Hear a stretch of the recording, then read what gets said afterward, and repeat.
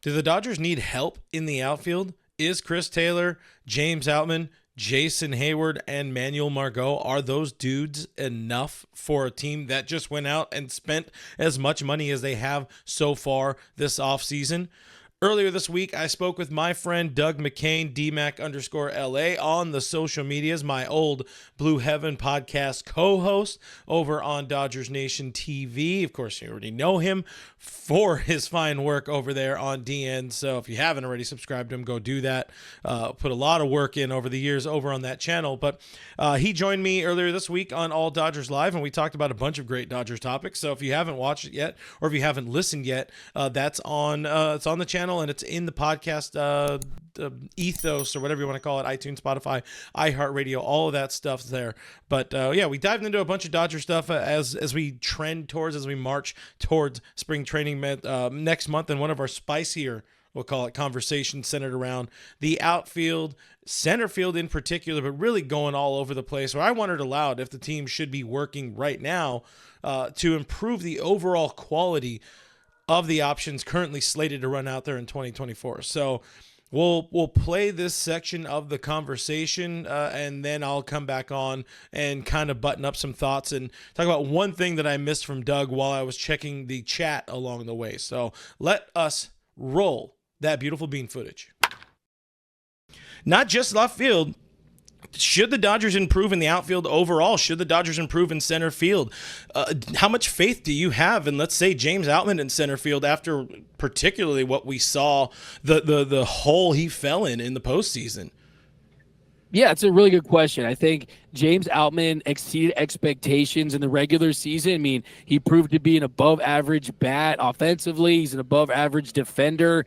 And when you consider a guy making less than $1 million with all that team control left, when you've got some big whales on the payroll in Ohtani and Yamamoto and Freddie and Mookie, you're going to have to hit on some of this homegrown talent. I still think it's worth being patient with Outman and seeing if he can grow into being this everyday center fielder for years to come. We'll see how long he can hold down that position. I don't think that his ceiling is as high as peak Cody Bellinger or anything like that, but there's a lot of value in just being a 118 weighted runs created plus center fielder that has above average defense. A lot of teams around Major League Baseball would love to have that. And then you got Manuel Margot, who's included in the Tyler Glasnow trade. He provides a backup option in center field as well. But, yeah, I mean, that, to me, is a glaring hole. I mean, that's absolutely a glaring hole as far as the outfielder. You said it best just now. You're four. Again, Chris Taylor, James Outman. You have the resurgent, 1-year resurgence of Jason Hayward. And the fourth outfield dude is literally Manuel Margot.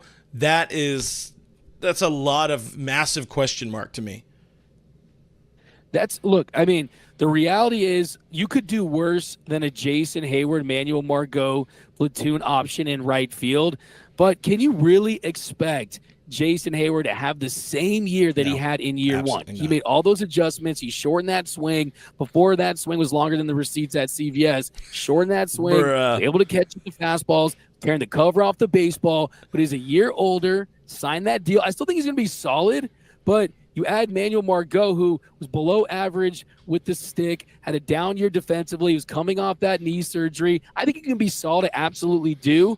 But then you shift over to left field. Chris Taylor's not the answer. And on top of that, that's not why you paid Chris Taylor. You paid Chris Taylor for that versatility and the inevitability that someone's going to get injured. You could plug him in elsewhere. So I think you got to go out there. And I think, look, at this point, I love me some Kiké Hernandez, but I don't think that's the move at this point. No. I think that Kiké is someone that had you added maybe another piece, maybe you do that. But I think that the fact that Ye plays infield provides some benefit as well. But I do think that they would benefit from having an everyday left fielder. Obviously, Randy Rosarena is the number one option if you could pull that off. But look, Tommy Pham is someone who's still out there that he could be had on the relative keep. And he wants to be a Dodger out there. Adam Duvall, Randall Grichuk, the trade market. You got Anthony Santander. You got Dylan Carlson. You got Tommy Edman as a possible trade option for another position as well. So I do think, though, when you look at how this year could start, maybe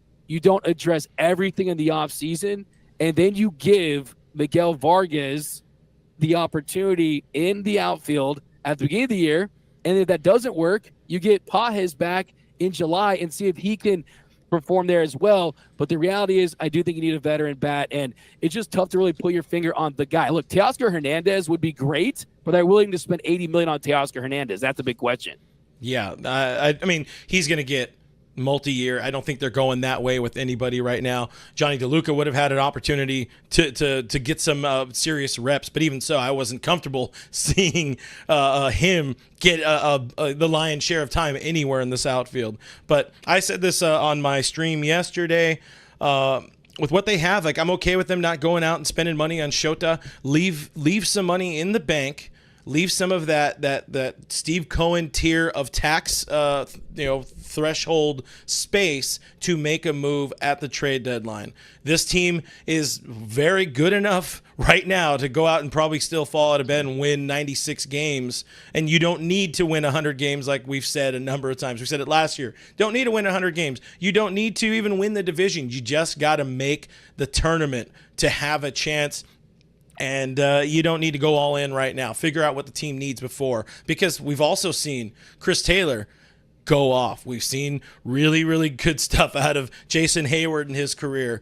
Manuel Margot might not be the most sexy pickup, but I trust Andrew Friedman. I trust Brandon Gomes. I trust his front office and the moves they've made over the years. Okay, a little button up. Couple final thoughts from that.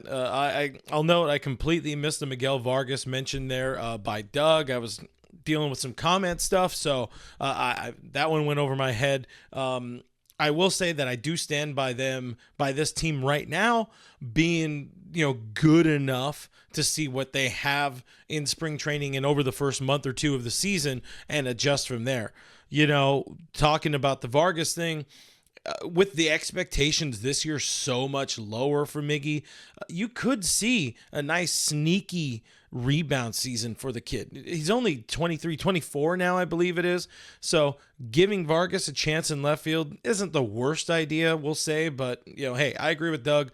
Chris Taylor, CT3, his best role, his most important role for this team and for Dave Roberts is as that Chris Army knife, as my guy Doug will call them. Doug also mentioned guys like Kiké Hernandez, Tommy Pham, Adam Duvall, Teoscar Hernandez. But again, I'll say it again. I think the Dodgers are good enough as they stand right now to enter the season and hope for the best, or really just cross your fingers for not the worst. Even in the worst case scenario, Mookie Betts can move back to a more full-time right field role. Maybe that opens an opportunity for Michael Busch to finally get some playing time, or Miguel Vargas back at second base or at third base, and a Max Muncy shift to second base. There's some optionality, something this team loves. But those are my thoughts. I want to know what you guys think about Michael Busch, and that's Busch. I want to know what...